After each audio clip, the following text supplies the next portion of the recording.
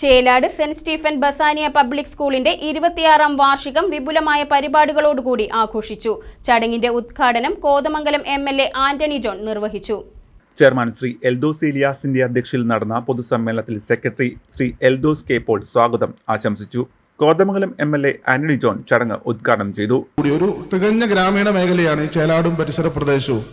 അപ്പൊ ഈ ഗ്രാമീണ മേഖലയിൽ തന്നെ അന്താരാഷ്ട്ര നിലവാരമുള്ള വിദ്യാഭ്യാസം നമ്മുടെ കുട്ടികൾക്ക് കൊടുക്കുക എന്നുള്ള ഒരു ലക്ഷ്യത്തോടു കൂടിയിട്ടാണ് ഈ പ്രവർത്തനം പള്ളി ഏറ്റെടുത്തത്.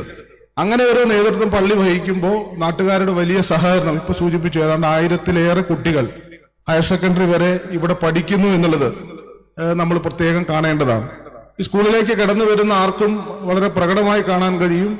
എല്ലാ മേഖലയ്ക്കകത്തും നമ്മൾ വിദ്യാഭ്യാസം എന്നതുകൊണ്ട് ലക്ഷ്യം വയ്ക്കുന്നത് ഒരു കുട്ടിയുടെ സമഗ്ര വളർച്ചയാണ്.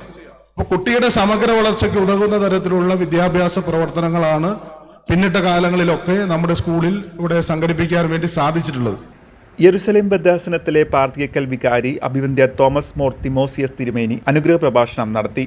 പ്രിൻസിപ്പാൾ ശാന്തി കുര്യാക്കോസ് വാർഷിക റിപ്പോർട്ട് അവതരിപ്പിച്ചു. മുനിസിപ്പൽ ചെയർമാൻ KK ടോമി, ബസാനിയ വലിയപള്ളി വികാരി ഫാദർ കുര്യാക്കോസ് ചാത്തനാട്, സഹവികാരിമാരായ father Jacob Kudiyerikkal, father Jins Arackal, Lissy Paul, Sijo Varghese, Siji George, Viju Paul, MP Mathai Kunju, Binoy TJ, Benny Paul, father Varghese Paul, father Benny Paul എന്നിവർ ആശംസകൾ നേർന്നു. പ്രശസ്ത ഹാസ്യതാരം ജോബി പാല കാണികൾക്ക് ഹാസ്യവിരുന്നൊരുക്കി.